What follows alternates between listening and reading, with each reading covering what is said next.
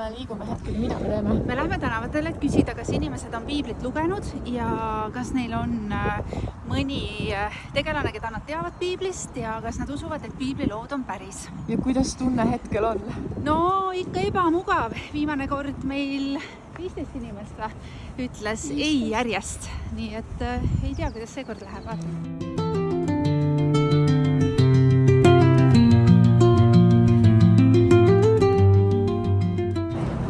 Kärtsin kasutas meile head taktikat, et ennem ostis lilled ja tegi komplimendi ja siis sai hea vastuse ka.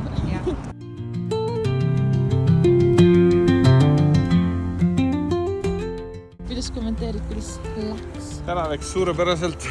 Kärt oli väga tubli. Kuidas Kärdil läks?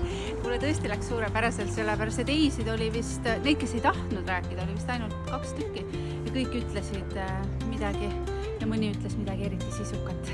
Super, hea töö, tiim!